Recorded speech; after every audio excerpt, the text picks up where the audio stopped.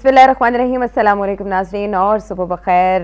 उम्मीद है आप खैरियत से होंगे और मैं आपकी मेज़बान सैयद आयशा नाज प्रोग्राम नवाई वक्त टुडे के साथ हाजिर हैं। और आज के इस प्रोग्राम में मेहमान है जनाब हमारे डॉक्टर मोहम्मद अजमल नियाजी साहब। उनको प्रोग्राम में खुशामदीद कहेंगे। अस्सलाम वालेकुम नियाजी साहब। बहुत मसरूफ़ हैं आप खबरें पढ़ने में, लगता है बहुत जोरदार किस्म की खबरें हैं जिनमें इतनी ज़्यादा दिलचस्पी। जी मेरे पास तो कोई 7-8 अखबारें आती हैं। अच्छा, तो वो मैं खबरें तो पढ़ना पड़ती है, मुझे कॉलम लिखता हूँ मैं जी। तो सारी उम्र यही पढ़ने लिखने वाला काम किया है। वैसे इंसान भी एक चलती फिरती खबर ही होता है, हाँ, अगर कोई उसको तवज्जो दे, उसकी हेडलाइन बनाए। खुशखबरी भी बनना चाहिए, मगर वो परिंदे कहीं उड़ गए जो खुशखबरियाँ देते थे। पाकिस्तान में अब ये सिस्टम नहीं है। काश वो सिस्टम वापस आए। इंतजार करते करते अब तो हजारों साल नरगिस अपनी बेनूरी पे रो चुकी है, पता नहीं कब दीदावर पैदा होगा। दीदावर तो पैदा नहीं होगा, मेरा ख्याल लगता ही है क्योंकि हम हुक्मरानों में दीदावर ढूंढते हैं ना और उनको अहमियत देते हैं, तो वो तो नालायक लोग हैं सारे, और बेज़मीर भी हैं और उम्मीद कबीर भी हैं। नहीं साहब, ये आपसे जानेंगे कि लाइकी कैसे पैदा की जाती है। प्रोग्राम का आगाज़ करते हैं नाज़रीन कलाम रब्बानी से, उसके बाद नियाज़ी साहब की जानिब आएंगे और ख़बरों पे उनका तबसरा, उनका तज्ज़िया जानेंगे। कलाम रब्बानी से आगाज़ है। शुरू अल्लाह के नाम से जो बेइंतहा मेहरबान नहायत रहम करने वाला है।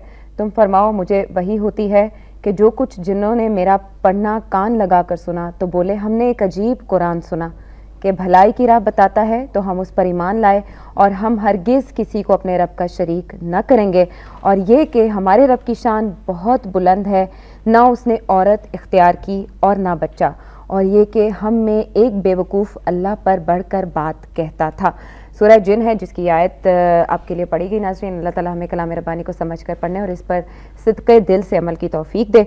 और अब हम अपने प्रोग्राम में शामिल करेंगे जो आज के नवाए वक्त की टॉप स्टोरीज़ हैं, जो कि इम्पॉर्टेंट भी हैं हमारे मुल्क के हालात के सिनेरियो में। चीफ जस्टिस साहब का बयान है लीडिंग स्टोरी। इससे पहले कि कोई माशाल्लाह लगा दे, हमें आइन पर अमल करना चाहिए। बलूचिस्तान के मामले के हवाले से बात करते हुए ये रिमार्क सामने आए हैं कि वज़ीर आज़म ने अपना काम ना किया तो इमरजेंसी लग सकती है या कुछ और। वज़ीर आज़म को अपने मनसब के मुताबिक तवक्कुआत पर पूरा उतरना चाहिए। बलूचिस्तान के मामले पर उनसे बराह रास्त बात करना पड़ी तो करेंगे, हुकूमतें आती जाती रहती हैं, हमें मुल्क बचाना है। यही सब ये बताइएगा, वज़ीर आज़म को अपने मनसब के मुताबिक तवक्कुआत पर पूरा उतरना चाहिए। कितनी तवक्कुआत पर वज़ीर आज़म पूरा उतरे? वो बिल्कुल पूरा नहीं उतरे। तो क्या होगा? वो किसी तवक्को पर पूरा नहीं उतरे। मैं तो कहता हूँ कि उन्हें वज़ीर आज़म कहना जो है वज़ीर आज़म के मनसब की तौहीन है। जो एटीट्यूड है उनका और जो बिहेवियर है और जो करप्शन के उन पर इल्ज़ामात हैं, उनकी फैमिली जो है, उनके बेटे बेटी अहलिया जो कुछ कर रहे हैं, तो ये बड़ी ज़्यादती की बात है। आपको मैं बताऊँ, ये मतलब कि दूर की बात नहीं है, लंदन में 45 मिनट तक बरतानवी वज़ीर आज़म और वज़ीर आज़म गिलानी फंसे रहे ट्रैफिक में। अच्छा, तो बरतानवी वज़ीर आज़म ने कहा कि हम पैदल चलते हैं यहाँ, अच्छा, या ट्यूब में बैठ जाते अपना टिकट। तो अपना टिकट तो ये लेते नहीं है, कभी इन्होंने ना जहाज़ों का लिया और ना उनका लिया। तो लेकिन उस वक्त वज़ीर आज़म गिलानी डरा रहा, उसने कहा जी मुझे अपनी सिक्योरिटी इजाज़त नहीं देती। यानी बरतानवी वज़ीर आज़म को तो कोई खतरा नहीं है, उसने अरबों रुपए नहीं लूटे हैं, उसने अवाम को कोई तकलीफ नहीं दी है। ये जो हमारे हुक्मरान जो है ये घबराते हैं और डरते हैं कि इन्होंने इतना जुल्म किया है और करप्शन किया। तो इसका मजाक उड़ाया बरतानवी वज़ीर आज़म ने वज़ीर आज़म गिलानी का, और वहाँ पर कोई उसकी पजीराई नहीं हुई। और मेरा ख्याल है क्या करने गया था, मेरी समझ में नहीं आता कि इस दौरा क्या था। चले, वज़ीर आज़म का अगर मजाक भी उड़ाया तो वज़ीर आज़म ने ये कह दिया होगा कि ये जोक ऑफ द डे है। उन्हें अपने सुबह कोई महसूस नहीं हुई होगी, क्योंकि पाकिस्तान में तो ऐसे लोग नहीं हैं जो कि गैरत और इज्जत को जानते हैं। हुक्मरान बनने के बाद ये तौहीन भूल जाते हैं। हाँ जी, ये इनके तौहीन को भी इज्जत समझते हैं जी। और जो इल्ज़ामबाजी की सियासत है और जो गड़बड़ हो रही है तो उसमें देखिए, मैं समझता हूँ जो ये खबर आपने पढ़ी है जी, ये एक वार्निंग है। तो क्या वार्निंग को सीरियस लेगी नियाज़ी साहब गवर्नमेंट? अब आप देख लें, साथ ही ये बयान है वफाकी काबीना का, इमरजेंसी लगाना अदालत नहीं इंतजामिया का काम है। ये गलत है। ये वज़ीर इत्तलाआत जो है वो बढ़ कर बातें करने की कोशिश कर रहा है और ये जाती है। मैं समझता हूँ कि महादारी नहीं होनी चाहिए। ये महादारी आपस में करते हैं सियासतदान, फौज के साथ करते हैं और अदालत के साथ करते हैं। इसका नतीजा कभी अच्छा नहीं लगा। मैं ये कैटेगरिकली कहता हूँ कि जितने मार्शा लगे हैं उनके लिए सियासतदानों ने राह हमवार की है। और आप देखें कि क्यों मार्शल लॉ लगने के बाद लोगों ने मिठाइयाँ बांटी। जब नवाज शरीफ की 2/3 अक्सरियत की हुकूमत थी नवाज शरीफ की जी, उस मार्शल लॉ लगा तो जहाँ ग्वालमंडी में मिठाइयाँ बांटी गई। ग्वालमंडी जो उनका हल्का है, जो उनका शहर है, तो अब ये देखें ना कि सियासतदानों को बिहेव करना चाहिए, और अब जो कुछ कर रहे हैं सियासतदान वो भी वही है जो 80 वाला और 90 की दहाई वाला जो कुछ हुआ था कि 2 दफ़ा पीपल्स पार्टी की हुकूमत गई बेनज़ीर की, 2 दफ़ा नवाज शरीफ की गई, 2 दफ़ा आई, हुकूमतों का आना, हुकूमतों का, इनको समझ नहीं आती कि हुकूमतें गिराने वाले कौन हैं, हुकूमत पे लाने वाले कौन हैं। इनको इक़्तिदार भीख में मिलता है और ये भीख मांगने के आदी हो गए हैं। और मैं समझता हूँ कि ये बात मैं कई दफ़ा इस प्रोग्राम में कह चुका हूँ, अब आप यहाँ बैठे हो तो मैं ये कहता हूँ कि पाकिस्तान के दुश्मन होंगे, मगर पाकिस्तान के सबसे बड़े दुश्मन पाकिस्तान के अपने हुक्मरान हैं, वरना पाकिस्तान का ये हाल तो ना होता। ये हाल होता है। देखें ये जमहूरियत में होता है। अच्छा देखें कि जितने जूनियर जर्नैल थे उनको आर्मी चीफ सिविलियन हुक्मरानों ने बनाया और फिर उन्होंने ही मार्शल लॉ लगाया। बिल्कुल ठीक है। किसी फौजी ने जूनियर जर्नैल को आर्मी चीफ नहीं बनाया। तो अली कुली खान ने तहरीक इंसाफ चयन कर लिए। हाँ जी। अली कुली खान पेशेवर सिपाही है, उसका हक था, वो पहले नंबर पर था।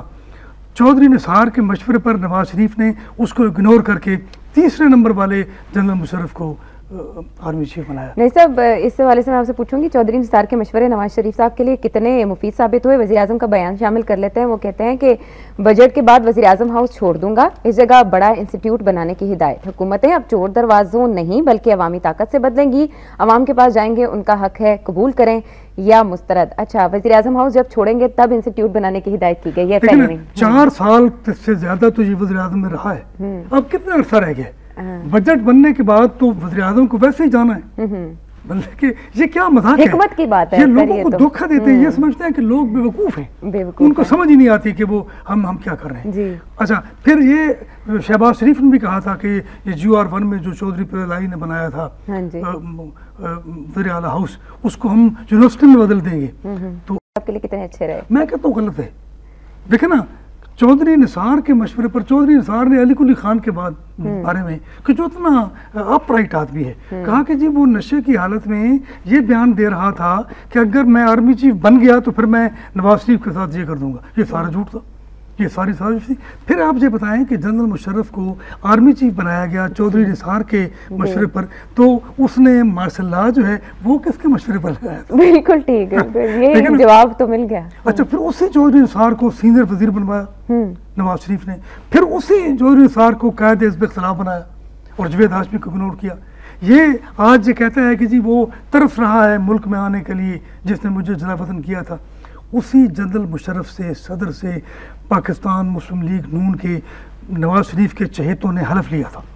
ठीक ठीक। वो कालियां पट्टियां बांधी थी तो वो कालक तो उनके मुंह पर भी आई होगी, दिल पर भी आई होगी। कोयले के कारोबार में हाथ तो काले होते हैं, मुंह काला होता है। ये वज़ीर आज़म कहते हैं हाथ काले होता है, मुंह काला होता है उसमें। कोयले के दलाले में मुंह काला होता है। ये हुक्मरानी जो है ये क्या है? और फिर एक और अजीब बात ये है आयशा के, हुक्मरान जब फौजी बनते हैं तो वो भी सियासतदान बन जाते हैं। हाँ, यानी किसी हुक्मरान में कोई फर्क नहीं था, खा वो फौजी था या सियासी था। सियासतदानों ने जर्नैल बनने की कोशिश की, जर्नैलों ने सियासतदान बनने की कोशिश की, दोनों नाकाम हुए और दोनों बदनाम हुए। तो इस मुल्क की बदकिस्मती है कि इस तरह के लोग जो हैं हुक्मरान बन रहे हैं। लेकिन अब ये आप आगे चलेंगे इसमें तो मैं आपसे अर्ज करूँगा, तो वज़ीर आज़म तो मैं समझता हूँ बड़े बचकाना बयान देता है। यानी आप उससे ये पूछें कि वोट हासिल करने के लिए तुम जो बयान दे रहे हो वज़ीर आज़म हाउस छोड़ने की, तो पहले तुम वज़ीर आज़म हाउस में क्यों गए क्यों थे? अब तुम पता नहीं वज़ीर आज़म को मिलने जाते हो 10 डाउनिंग स्ट्रीट में जो 3-4 कमरों का फ्लैट है, वज़ीर आज़म जहाँ रहता है, और ये वज़ीर आज़म हाउस जो है इस्लामाबाद में ये एकड़ों पर फैला, आलीशान एकड़ों पर फैला, और पूरा एरिया सर वो नो गो एरिया बना दिया हुआ है और वहाँ पर जाने के लिए भी आपको बाकायदा चेकिंग करवानी पड़ती है और सड़क से आप गुजर नहीं सकते। किसी मुसलमान मुल्क के जो रियासत का सरबरा है, क्या उसको इख्तियार है कि वो ज़मीन के हिस्से पर, टुकड़े पर कब्जा करके उसे अपनी जागीर बना ले जब तक वो हुकूमत में है? बिल्कुल बिल्कुल, ये रवा नहीं है। अगली खबर नाज़रीन अब शामिल करेंगे जो कि जिस हवाले से आपको अपडेट भी करना चाहेंगे कि जो पार्लियामेंट की करारदादें मुश्तरका तौर पर मंजूर की गई और उसके बाद अमेरिका तक वो बावर भी कराई गई, लेकिन अमेरिका ने उनको कोई लिफ्ट ना कराते हुए हर बार ये साबित करने की कोशिश की है कि वो पाकिस्तान के रूल्स को कुछ नहीं समझता और पाकिस्तान को कुछ नहीं जानता। शिमाली वज़ीरिस्तान में अमेरिकी जासूस तैयारे का एक मस्जिद पर हमला और इस दौरान 9 नमाजी जाम बहक हो गया। इसके साथ ही साथ हम ये भी आपको बताएं कि मीरान शाह में ड्रोन हमले में जाम बहक अफराद की तादाद 5 हो चुकी, जो उससे पहले हमला किया गया था। इसमें मुतादिद अफराद जख्मी, 5 जासूस तैयारों ने घर पर 2 मिसाइल फायर किए, 1 घंटे प्रवास के बाद वापस चले गए। सर ये क्या हो रहा है? यानी मैं समझता हूँ ये बड़ी ज्यादती है, यानी ये हमारे हुक्मरानों के लिए शर्म का मकाम है। जनरल कैनी साहब के लिए मैं सॉफ्ट कॉर्नर रखता हूँ दिल में, मगर उनको भी सोचना चाहिए कि क्या ये सरहदी खिलाफ वर्जी नहीं है? सलाला चेक पोस्ट पर हमला जो था वो सरहदी खिलाफ वर्जी थी, तो अब ड्रोन हमले अगर अफगानिस्तान से उड़ कर आते हैं तो ये सरहदी खिलाफ वर्जी नहीं है? ये क्या है? और फिर ड्रोन हमला एक मस्जिद पर जानबूझकर किया गया है, जबकि नेटो सप्लाई की बात भी हो रही है, और नेटो सप्लाई भी एक मजाक बनाकर रख दिया गया। और वो जो एलन है, जो यहाँ का कमांडर है नेटो फोर्सेस का, वो जो कहता है कि जी नेटो सप्लाई बहाल न होने से कोई फर्क नहीं पड़ता, हालांकि फर्क पड़ता है उनको। वो तो कल बला रहे हैं। और देखें कि तुर्क वज़ीर आज़म तैयब एर्दोगान जहाँ आया, वो नेटो का मेंबर है, उसकी फौजें अफगानिस्तान में मौजूद हैं, और वो यहाँ बयान दे गया है एलानिया तौर पर कि सलाला चेक पोस्ट पर फौजियों को शहीद करने के हवाले से अमेरिका को माफी मांगनी चाहिए। जुर्रत है ना उनमें, देखिए नेटो फोर्सेस का मेंबर है वो, और वो कहता भी है कि मेरी फौजें जो है सबसे आखिर में वापस जाएंगी, क्योंकि मैं अफगानिस्तान को अकेला नहीं छोड़ना चाहता। तो आप देखें ना कि अमेरिका क्यों अड़ा हुआ है, ये क्या डटाई है? अफगानिस्तान में तो वो एक उनका फौजी जो है कुछ अफगानों को मार देता है और कुरान दिलाया जाता है, तो फौरन ओबामा माफी मांगता है। 2 दफा ओबामा अफगानिस्तान में आया है, लेकिन पाकिस्तान में नहीं आया। देखिए पाकिस्तान को इतना इग्नोर कर रहे हैं, ये एटमी कुव्वत है। मैं कहता हूँ कितने शर्म का मकाम है कि एटमी कुव्वत होने के बावजूद फौज है हमारे पास आला तरीन, हमारे पास हुकूमत है, रियासत है, सब कुछ है। उन लोगों के पास तो कुछ भी नहीं है जो अफगानिस्तान में रहते हैं।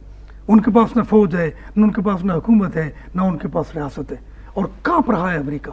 और मैं आपको बताऊँ एक अजीब वाकया जो तजदीद होते रहते हैं कि ओबामा ने जब प्रेस कॉन्फ्रेंस की, वो नेटो अपना शिकागो कॉन्फ्रेंस में, तो उसके बाद ये बाकायदा प्लांटेड है जो मैं आपसे बात कर रहा हूँ। अच्छा। ये कोई फितरी बात नहीं थी। अच्छा। कि एक सवाल किया गया कि जी अगर पाकिस्तान इनकार कर दे नेटो सप्लाई बहाल करने से तो आप क्या करेंगे? अच्छा। कोई जवाब नहीं दिया ओबामा ने। इतने में एक मक्खी जो है वो आकर ओबामा की मेज के ऊपर बैठ गई सामने। अच्छा। तो उसने आंख मारी, बाकायदा मुस्कुराया और उस मक्खी को मार दिया। अच्छा। और फिर उस मक्खी को नीचे गिरा दिया और फिर आंख मारी। तो ये किसकी तरफ, जी ये किसकी तरफ इशारा था? अच्छा। ये सबने देखा, मैंने भी देखा। अच्छा। ये क्या इशारा था? क्या वो पाकिस्तानी मक्खी पाकिस्तान को मक्खी कह रहा है? लेकिन मैं हुक्मरानों की बात नहीं करता, वो तो खुद मक्खियां हैं कि वो इक़्तिदार के गंद पर बैठे हुए लोग हैं वो। बिल्कुल। लेकिन जो मक्खी ओबामा ने मारी वो अमेरिकी मक्खी थी, यहाँ से पाकिस्तान से उड़कर अमेरिका में नहीं गई थी, वो पाकिस्तानी मक्खी थी। और ओबामा को इस बात का एहसास नहीं है कि अफगानिस्तान में जो तालिबान हैं, जो बेचारे कुछ भी नहीं उनके पास, उन्होंने जीना हराम किया हुआ है अमेरिका का, वो शहद की मक्खियों की तरह चिमट गए हैं अमेरिका के साथ, और अमेरिका को जान छुड़ाना मुश्किल हो रहा है। लेकिन वो पाकिस्तानियों को मक्खी मच्छर समझता है, लेकिन ये भी गरूर है, और ये गरूर भी खाक में मिल जाता है। आपको मालूम है कि नमरूद एक बड़ा मगरूर बादशाह था, उसके नाक में मच्छर जो है उसके ज़हन में चला गया था, और वो सर में 100 जूते मरवाता था, इतना दर्द होता था उसको। तो ये मक्खी मच्छर समझने वाले हुक्मरान जो हैं, इनको तारीख से भी सबक हासिल करना चाहिए। मैं समझता हूँ कि इस खित्ते में अमेरिका का वही अंजाम होगा जो पहली सुपर पावर का हुआ। मैं आपकी इस बात पे इंशाल्लाह और दुआ गो होते हुए अगली खबर शामिल करते हैं। नेज़ी साहब, अगली खबर है कि अमेरिका के लिए जासूसी करने पर डॉक्टर शकील आफरीदी को 33 साल कैद बामुशक्कत और जुर्माना। आफरीदी का अमल गद्दारी समझना संगीन गलती है, पाकिस्तान से बात करेंगे। अमेरिका ने जनाब ये बयान दे दिया है, और खैबर एजेंसी की पॉलिटिकल इंतजामिया ने सजा FCR के तहत सुनाई। 3,20,000 जुर्माना अदा करने पर मजीद 3 साल कैद भुगतना होगी। डॉक्टर शकील आफरीदी पेशावर जेल मुंतकिल। 33 साल कैद बामुशक्कत, सर ये सजा मिल जाएगी? मैं समझता हूँ ये अमेरिका की जलालत है कि उसने इस तरह का बयान दिया है। यानी हमारे यहाँ कोई भी जो अमेरिका या किसी और मुल्क के लिए जासूसी करेगा तो उसके साथ मौत है। ये 33 साल तो फिर भी कम है। और जो हमारी डॉक्टर आफिया सिद्दीकी को 83 साल की सजा हुई, वो कितनी शर्मनाक है। पूरी दुनिया ने तुफ की अमेरिका को कि ये क्या तुम कर रहे हो एक औरत के लिए। औरत का एहतराम भी, वो चूंकि पाकिस्तानी औरत है इसलिए अमेरिका उसका एहतराम नहीं करता, और वैसे तो औरतों के एहतराम के लिए बड़ी बातें करता है। तो अमेरिका में तो औरत आज़ाद नहीं है। कहा गया कि दुनिया में सबसे ताकतवर औरत जो है वो अरब औरत है, और सबसे कमज़ोर औरत जो है वो अमेरिकी औरत है। वो जो आज़ादी नस्वा की बड़ी बातें करते हैं, वहाँ पर बाकायदा मर्द जो हैं वो अपनी बीवियों को मारते हैं, फिजिकली पिटाई करते हैं, उनकी टॉर्चर करते हैं उनको, और वो बढ़ बढ़ कर बातें करते हैं। हमारे यहाँ तो 2 दफ़ा वज़ीर आज़म रही बेनज़ीर भुट्टो, हमने वज़ीर आज़म बनाया, और हेलरी जो थी वो तो उम्मीदवार ही नहीं बन सकी, सदारती हेलरी सदारती उम्मीदवार भी नहीं बन सकी। ये तो फिर ओबामा ने सदर बनने के बाद उस पर तरस खाया और उसको सेक्रेटरी ऑफ स्टेट बना दिया, वज़ीर ख़ारजा बना दिया। तो मैं समझता हूँ कि ये जलालत है और उसका जवाब देना चाहिए अमेरिका को। ये एबटाबाद के हवाले से ये बात आई है कि उसने जासूसी की थी, हालांकि ये अजीब और गरीब बात है आयशा कि मैं समझता हूँ वहाँ पर उसामा नहीं था। उसामा तो कई साल पहले मर गया, ईरान ने भी इसकी तस्दीक की, और उसकी कब्र भी अफगानिस्तान और पाकिस्तान की सरहद के पास है उसामा की। वो पहले बूढ़ा था और बेचारा बीमार था। लेकिन ये ड्रामा किया गया ओबामा को जितवाने के लिए दूसरी बार, जिस तरह बुश को जितवाने के लिए ओबामा की तकरीर करवाई गई थी, लेकिन अब ओबामा को मरवाना जरूरी था। मगर मैं समझता हूँ बात तो और भी हो सकती है, ओबामा दूसरी बार कभी नहीं जीत सकेगा।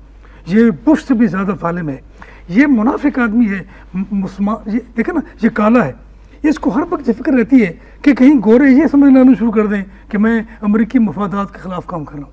जिस तरह मनमोहन सिंह है, सिख है, उसको हिंदुओं से डर लगता है। वो हमेशा हिंदुओं से ज़्यादा गलीज वज़ीर आज़म है भारत का, और पाकिस्तान का दुश्मन है। उसको शक रहता है कि मुझ पे ये जो हिंदू हैं ये शक न करना शुरू कर दें कि मैं पाकिस्तान की हिमायत कर रहा हूँ। तो ये कम्प्लेक्स है, ये दोनों ओबामा और मनमोहन में ये बात साझी है जो मैं अर्ज कर रहा हूँ। तो ओबामा, हम तो ओबामा के हक में थे। मैंने जो चाहा था कि ओबामा सदर बन जाए। अच्छा, वो तो अमेरिका में इंतखाब लड़ रहा था, लेकिन हम ये यहाँ पर ये सोच रहे थे कि यार ओबामा को बनना चाहिए। लेकिन ओबामा जब सेनेटर बना था पहले, उसने मुसलमान होने का दावा किया था। अच्छा, बिल्कुल, उसने कहा था मैं मुसलमान हूँ, और ये जाहिर है कि मुसलमान का बेटा है ये। लेकिन मैं समझता हूँ कि ये मुनाफिक है, और मुनाफिक काफिर से बदतर होता है। अच्छा नहीं सर, ब्रेक पे जाना है। आप ये बताएं कि अगर शॉर्ट में बताइएगा, अमेरिका कह रहा है कि वो पाकिस्तान से बात करेगा, जब पाकिस्तान से वो बात करेगा तो डॉक्टर शकील अफरीदी कहाँ जाएंगे? मैं समझता हूँ कि इस पर स्टैंड लेना चाहिए पाकिस्तान को, और शकील अफरीदी की सजा ज़्यादा करनी चाहिए। ज़्यादा कर देंगे? ज़्यादा करनी चाहिए। मैं समझता हूँ, देखें इस वक्त जो जरदारी हुकूमत ने, मैं जरदारी के मुखालफों में से हूँ, लेकिन जरदारी ने जो स्टैंड लिया है, कई महीनों से नेट सप्लाई बंद है। पाकिस्तान का कौन सा हुक्मरान है जिसने इतना स्टैंड लिया अमेरिका के खिलाफ? अमेरिका के सामने हाथ बांध कर खड़े हुए अब सीना थान कराने, ये जरदारी है। जरदारी ये कर रहा है। उसने ये यहाँ पर प्रोपेगेंडा करते थे, ये हमारे एंकरमैन भी कई जो अमेरिका के एजेंट हैं और पता नहीं क्या क्या करते हैं, क्योंकि अमेरिका के जो खिलाफ हैं उनके बारे में भी मालूम करना चाहिए कि वो कौन है, क्योंकि ये अमेरिका की पॉलिसी है कि वो अपने हक में और अपने खिलाफ दोनों तरह के एजेंट पैदा करता है। जी बिल्कुल। अच्छा, शिकागो में भी जरदारी ने स्टैंड लिया। उसने, इन्होंने कहा जी ऐलान करेगा वहाँ सप्लाई बहाल करने के लिए, उसने ऐलान नहीं किया। और ओबामा ने कहा उसको, हेलो कि हम यहाँ जो मौसम है हमने तुम्हारे लिए सजाया है, तो वहाँ जरदारी ने कहा कि हम ये मौसम तुम्हारे लिए लेके आए हैं, ये तुमने हमारे लिए नहीं सजाया। जी, इस वाले से मज़ीद भी बात करेंगे नाज़रीन, और मज़ीद खबरें भी शामिल करेंगे प्रोग्राम में ब्रेक के बाद।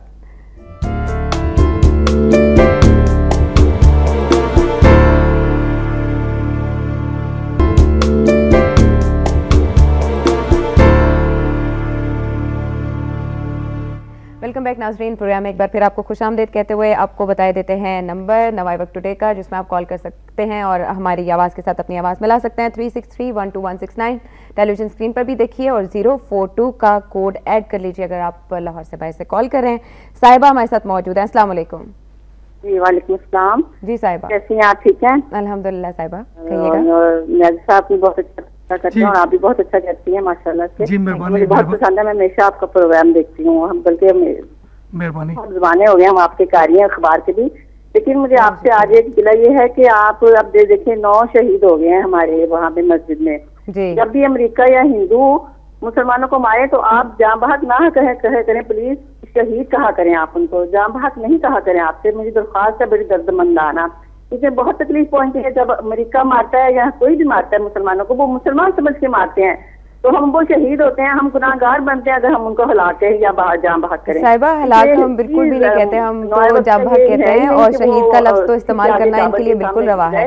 वो अल्लाह के आगे झुकने वाले लोग हैं ये सारे। बहुत शुक्रिया साहिबा, जिस तरह आपको दुख है उस तरह से वैसा ही दुख उससे कहीं ज्यादा शिद्दत के साथ हम महसूस करते हैं, क्योंकि हम मीडिया में रहने वाले लोग हैं और हम तक ऐसी खबरें पहुंचती रहती हैं। आपने पहले इस खबर को शामिल किया। जी जी, और जांभाग का लफ्ज भी तकरीबन उसी पैराए में आता है, शहीद और जान जो है वो हक के लिए। जी, न्याजी साहब आपने बहुत खूबसूरत तरीके से एक्सप्लेन कर दिया पॉइंट को। साहिबा, उम्मीद है आपकी शिकायत दूर हो गई होगी। अब मेहर फारूक हमारे साथ होंगे। अस्सलाम वालेकुम। अस्सलाम वालेकुम। वालेकुम अस्सलाम। माशाल्लाह, ये आपका बड़ा अच्छा प्रोग्राम है, सुबह सुबह बहुत शुक्रिया, और स्पेशली उठकर देखना पड़ता है ये प्रोग्राम। और मैं ये कहना चाहूंगा एक मिनट में कि मियां नवाज शरीफ साहब हुकूमत के खिलाफ किसके खिलाफ तहरीक चला रहे हैं? 20-22 घंटे लोड शेडिंग हो रही है। ये कब लॉन्ग मार्च हम भी सुन रहे हैं, 4 साल हो रहे हैं लॉन्ग मार्च कर रहे हैं अवाम के लिए। ये मेरा है हुकूमत को आसरा दे रहे हैं, सहारा दे रही है, एक फ्रेंडली अपोजिशन का किरदार अदा कर रहे हैं। अवाम इनका भी हमायजा भुगतेगी। लोड शेडिंग के जब इलेक्शन होंगे पीपल पार्टी और नून लीग दोनों को इसका हमायजा भुगतना पड़ेगा। अवाम बहुत तंग आ चुकी है इस महंगाई से भी, और इस लोड शेडिंग से भी, और इस बेरोजगारी से भी। मियां साहब जो है वो भी फ्रेंडली अपोजिशन का हकीकी किरदार अदा कर रहे हैं। मेहर फारूक, बहुत शुक्रिया आपका। अवाम तंग आ चुके हैं इस तरह के हुक्मरानों से, यही बात हम अपने प्रोग्राम में बहुत बार कर चुके हैं। तो क्यों ना साहब यहाँ पर मियां नवाज शरीफ साहब का बयान भी शामिल कर दें, जो मेहर फारूक साहब ने जिनका नाम लिया उनको याद किया। नवाज शरीफ साहब कहते हैं कि लातों के भूत बातों से नहीं मानते, जरदारी और पीपी को लाने में हमारा किरदार नहीं, ये उन्होंने कह दिया। अच्छा, मकारी करने वालों को मुंह तोड़ जवाब देंगे, भीख मांगने वालों से कोई माफी नहीं मांगता। अच्छा, फ्रेंडली ऑपोजिशन कह रहे हैं मेहर फारूक साहब, और सबका ये ख्याल है कि नवाज शरीफ साहब टाइम दिए जा रहे हैं, लेकिन नवाज शरीफ साहब के बयान तो वैसे नहीं है। लेकिन तैयब अर्दगान जो है जी, वो इनका फेवरेट है, शहबाज शरीफ और नवाज शरीफ का। उसने भी कहा है कि पाकिस्तान की हुकूमत खुशकिस्मत है कि इसको फ्रेंडली अपोजिशन मिली है जी। अब देखें तुर्की में भी इसकी खबर जो पहुंच गई है, तो अब तो ये बात यानी अज़म में शम्स हो गई है, यानी नवाज शरीफ इससे बच ही नहीं सकते। लेकिन अगर नवाज शरीफ चौधरी निसार की बजाय जवेद हाशमी को अपोजिशन लीडर बनाते तो कभी उन पर फ्रेंडली अपोजिशन का इल्जाम था, और वो फिर छोड़कर चला गया तहरीक इंसाफ में। तो ये किसका कसूर है?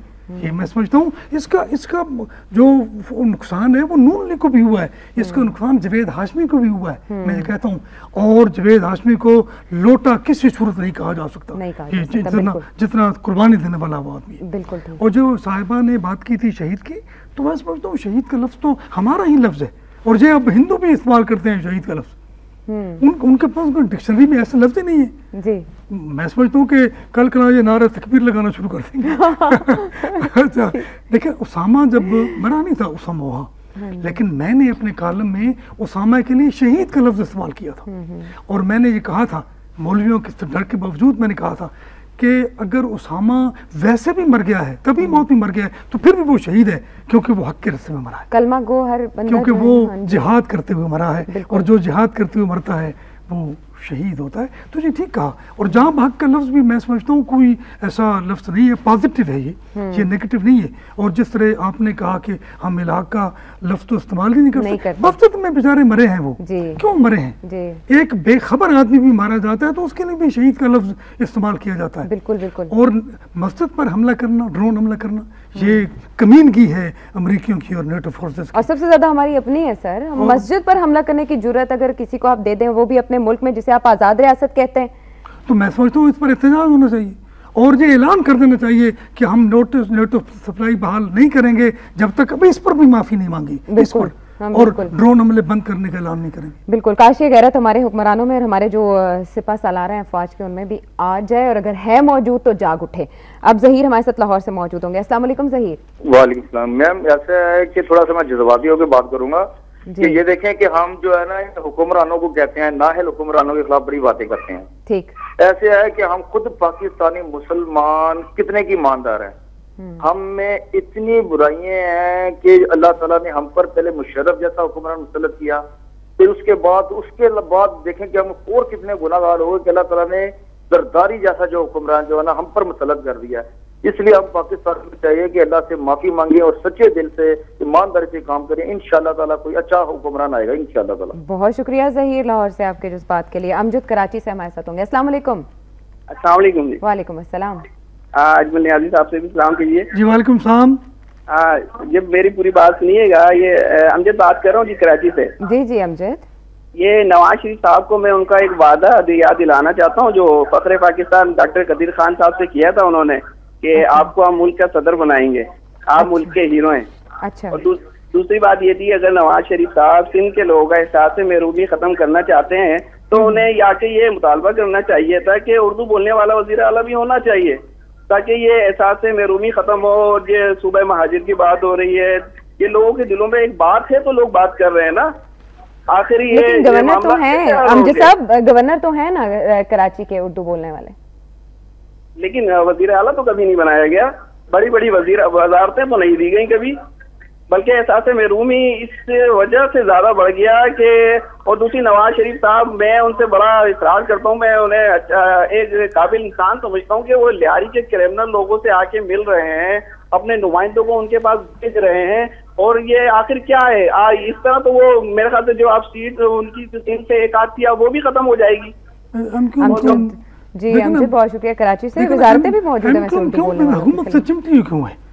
देखिए ना, अगर ये एतराज़ात मेरे भाई करते हैं, मैं अल्ताफ हुसैन के से खिलाफ भी करता हूँ, उनका एतराफ़ भी करता हूँ मैं अल्ताफ हुसैन का, कि वो जागीरदारी वगैरह के खिलाफ बात करते हैं। लेकिन मैं समझता हूँ कि हम करते क्या है, कभी नाराज़ होती है, कभी मिल जाती है, और हर दफ़ा हुकूमत में रही है वो। उनका ये जिस तरह आपने कहा, बड़ी अच्छी बात की, यानी सबसे लंबा टेन्योर किसी गवर्नर का जो है वो रिकॉर्ड उनके पास है जी, और वजारतें भी हैं उर्दू बोलने वालों के पास। और नवाज शरीफ जिस तरह इन्होंने अच्छी बात की कि सदारती सदर बनाएंगे अब्दुल कदीर, तो जनाब नवाज शरीफ ने तो डॉक्टर कदीर को सदारती उम्मीदवार भी नहीं बनाया। क्या बात है? देखिए जस्टिस सईदुज़्ज़मान सिद्दीकी जो था वो बहुत मोहतरम है, लेकिन वो कमजोर उम्मीदवार था, उससे तो ज्यादा बेहतर उम्मीदवार मुशाहिद हुसैन था। और उस वक्त जवेद हाशमी ने भी सदर बनने के लिए इरादा जाहिर किया था, और चौधरी शुजात ने कहा था कि अगर नवाज शरीफ तुम्हारी हिमायत करता है तो हम भी तुम्हारी हिमायत करेंगे। लेकिन नवाज शरीफ ने यह हिमायत नहीं की थी, क्योंकि नवाज शरीफ को वो आदमी चाहिए जो उसके ताबेदार हों, जो उसके नीचे लगे हुए हों। जिस तरह मुशर्रफ को बनाया आर्मी चीफ, और फिर वो ज़ियाउद्दीन भट्ट को आर्मी चीफ बना दिया। रफ़ीक ताड़ साहब बड़े मोहतरम आदमी, उनको उन्होंने आर्मी चीफ अपना सदर बना दिया। तो यानी किसी जेन्युइन आदमी को आज तक ना ओहदा दिया इन्होंने, ना इन्होंने कोई मनसब दिया इन्होंने। बिल्कुल। तो अगर सदारती उम्मीदवार डॉक्टर कदीर होता तो मैं नहीं समझता कि सदर जरदारी जीत सकता था, वो किसी तौर नहीं जीत सकता था। लेकिन ऐसा मैं समझता हूँ कि ये बदकिस्मत लोग हैं। अहल और नाअहल की जंग में नहीं, जैसे हमारे मुल्क में हमेशा नाअहल लोग ही आगे आ रहे हैं। ये अफसोस ये भी आपने कहा कि अगर मोहतरमा फातिमा जना के मुकाबले में सदर जूब जीत सकता है, तो ये भी है कि डॉक्टर कदीर के मुकाबले में जरदारी भी जीत सकता। लेकिन बहरहाल कौम तो खुश हो जाती ना, कौम तो समझती कि इसने, देखिए इसने तो एटमी धमाके करते हुए जिम्मो उसने पाकिस्तान है, और डॉक्टर समरबंद मुबारकबाद को आगे कर दिया था। तो डॉक्टर कदीर के लिए भी बहुत सारी बातें हैं। अच्छा, ज़हीर साहब ने भी यही बात की कि हम जैसी कौम है वैसे हुक्मरान हम पे मुसल्लत कर दिए जाते हैं, और ये बात तो साबित है कि जो कौम जैसी होगी उसके हुक्मरान भी वैसे होंगे, उन्हीं में से मुंतखब होके आते हैं, उन्हीं के नुमाइंदे बनते हैं। काश कि हम लोग अपने अंदर अहलियत पैदा करें, हम लोग अपना इंतखाब करें। ऊपर से तब्दीली जो आनी चाहिए, अगर एक सरबराह इदारे का ठीक हो, दानेदार हो, सही काम कर, जेन्युइन आदमी हो, तो सारा इदारा ठीक हो जाता है। बिल्कुल ठीक है। एक प्रिंसिपल की वजह से सारा कॉलेज ठीक हो जाता है जी। तो इदारे भी ठीक है, मगर मैं समझता हूँ कि इदारों के सरबराह जो हैं वो भी ठीक होने चाहिए। सब लाहौर से उमर हमारे साथ होंगे। अस्सलाम वालेकुम उमर। जी अस्सलाम वालेकुम जी। वालेकुम अस्सलाम। लाहौर से उमर शबीर चौहान बात कर रहा हूँ मैं। जी उमर।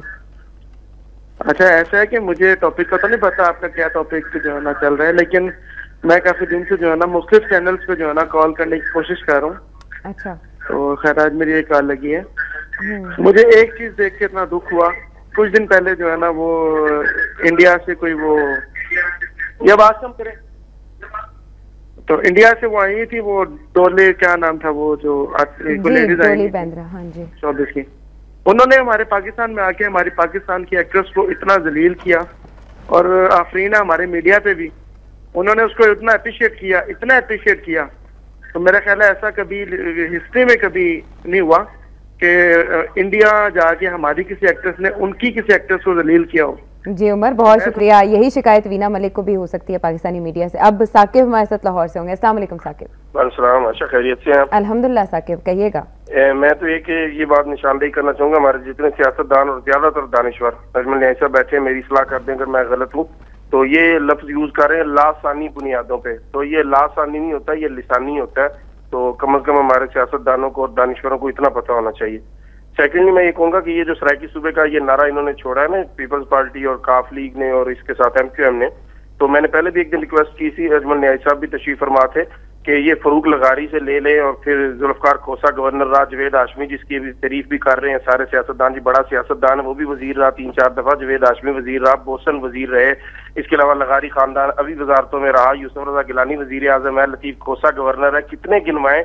ये सराइकी सूबा बनेगा, यही वहीं के CM बनेंगे, यही वजीर बनेंगे। ये अब नहीं कुछ कर सके, बाद में इन्होंने क्या करना है? खुदा के लिए साकिब, अब नहीं कुछ कर सके, बाद में इन्होंने क्या करना? ये बिल्कुल ठीक बात की है इन्होंने कि जनूबी पंजाब के इतने हुक्मरान रहे, उन्होंने क्या किया।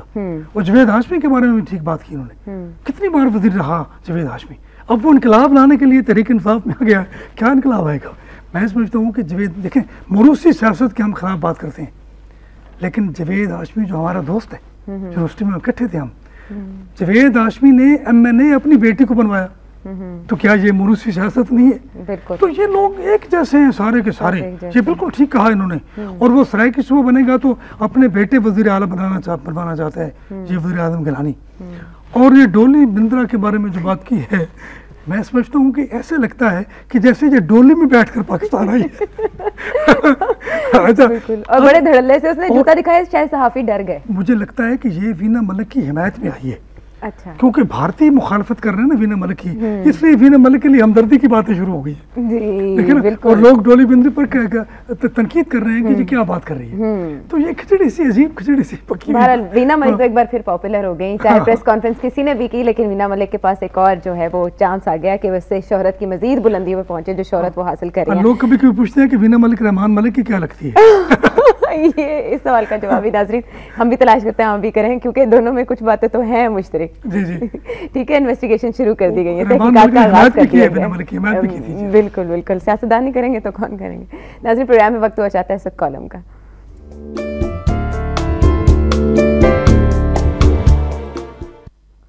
कॉलम में नाज़रीन इंतखाब है आज बेनियाजियाँ का, जो कि डॉक्टर मोहम्मद अजमल न्याजी साहब लिखते हैं, और टाइटल जो उन्होंने दिया बहुत फिक्र अंगेज़। ये कॉलम आप ज़रूर पढ़िएगा। मादर इल्मी अपने बच्चों की तलाश में है। वक्त कम होने की वजह से इसके कुछ हिस्से उन पर बात करेंगे। लिखते हैं न्याजी साहब कि मेरे ख्याल में सियासी जमातों की मुदाखलत तालीमी इदारों में बिल्कुल ख़त्म और स्टूडेंट्स की तंजीमें भी ना हों। स्टूडेंट्स यूनियन हो मगर इसके लिए भी हदूद मुकर्रर हों। आपने सोल्यूशन दिया उन मसाइल का जिनसे आप दो चार है हमारी पंजाब यूनिवर्सिटी। मैं समझता हूँ कि Muslim students federation, Muslim league, people's students people's party, Islami Jamiat Talaba, Jamaat इस्लामी, तो ये क्या है?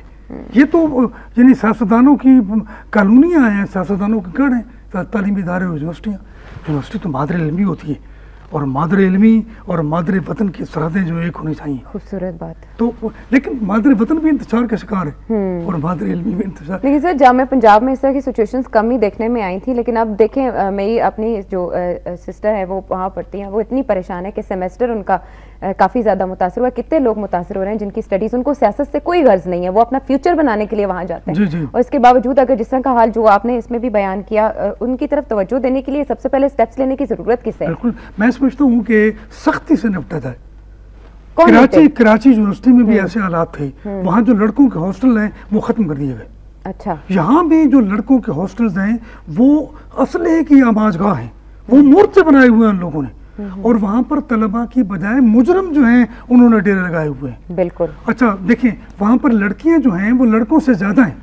अच्छा। तो लड़कियों के हॉस्टल कम है, लड़कों के ज्यादा हैं। मैं समझता हूँ कि लड़कियों के हॉस्टल ज्यादा होने चाहिए, और वहाँ हॉस्टल्स में ये सख्ती होनी चाहिए कि वहाँ पर कोई भी मुजरमाना जो अज़ाइम का आदमी जो है वो ना ठहरे। बिल्कुल। और फिर टीचर को मारा है स्टूडेंट्स ने, तो क्या वो स्टूडेंट्स थे?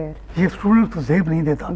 टीचर तो टीचर होता है। मैं समझता हूँ कुछ टीचर ऐसे हैं यूनिवर्सिटियों में जिनको टीचर नहीं कहा जा सकता, और जो कुछ आप मर्जी कह दें। अच्छा, मैं भी कहने रुक गई। वो टीचर नहीं है, लेकिन इसके बावजूद मैं समझता हूँ कि स्टूडेंट्स का हाथ जो है वो टीचर पर नहीं उठना चाहिए, कभी भी नहीं उठना चाहिए। टीचर का एहतराम और मकाम जो है, और टीचर को भी ख्याल करना चाहिए कि वो टीचर है, वो टीचर नहीं है, ये उसको पता है, उसको थोड़ा सा ख्याल करना चाहिए। जी ठीक है नाजरीन, इसमें आप इसे डिटेल से जरूर पढ़िएगा। एक बात कहते हुए फिर हम इदारिये की जाने बढ़ेंगे। लिखा है न्याजी साहब ने कि ओल्ड रावियन होना भी इतना बड़ा एजाज है कि बिल्कुल नौजवान खवातीन भी ओल्ड रावियन कहलाने में फख्र महसूस करती हैं, वरना बूढ़ी औरत को भी ओल्ड कहने में बड़ा खतरा होता है। प्रोग्राम में शामिल करते हैं इदारिया।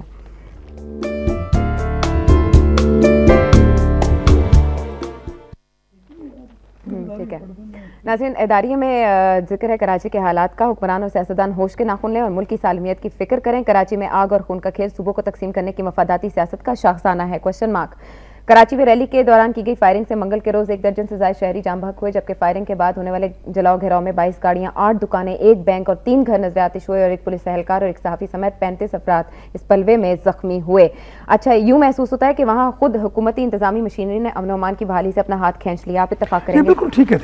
देखिए, मैं इस पर कोई ज्यादा तफसील नहीं करता। हमारे जो इदारिये हैं वो बहुत अच्छे होते हैं और नवाब वक्त का इदारिया ही इदारिया समझा जाता है, वतन दोस्त। वो पढ़ा। अच्छा देखिए ना, सिर्फ मेरे कबीले का सरदार है शायरी का खान आजम मुनीर नियाजी, उसका एक शेर मैं सुनाता हूँ। उस शेर में सारी बात आ जाती है। देखिए ना, वहाँ सियासी जमातें ANP, पीपल्स पार्टी, MQM सारी मौजूद हैं और सिंध में हुकूमत है पीपल्स पार्टी की, विभाग में हुकूमत है, लेकिन 4 साल से वहाँ चैन और सुकून नहीं है। तो मुनीर नियाजी कहता है, शहर को बर्बाद करके रख दिया उसने मुनीर, शहर को बर्बाद करके रख दिया उसने मुनीर, शहर पर ये जुल्म मेरे नाम पर उसने किया। वाह। तो ये अवाम के नाम पर सारा कुछ हो रहा है और जुल्म भी अवाम के नाम पर किया जा रहा है और यानी मजलूम भी अवाम है और जालिम भी अवाम को कहा जा रहा है। ये बड़ी जाती है। और कराची जो किरची किरची कराची हो रहा है, इससे मेरा दिल जो है टुकड़े टुकड़े होता है और मैं सोचता हूँ कितना अच्छा शहर था वो और उसे किसकी नज़र लगी, इन हुक्मरानों ने बर्बाद कर दिया।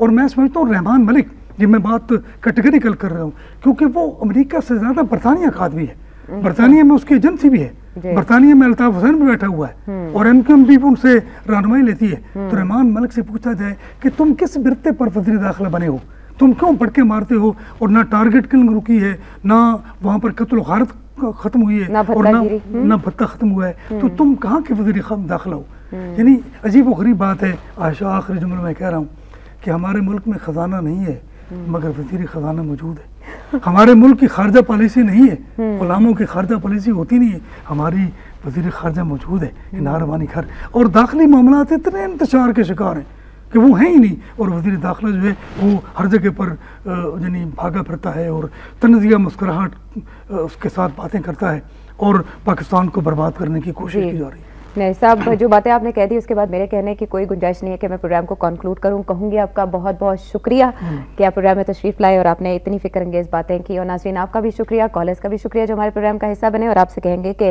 अपनी खास दुआ में हमें मुल्क पाकिस्तान को और आलम इस्लाम को याद रखिए। अल्लाह ने के बान।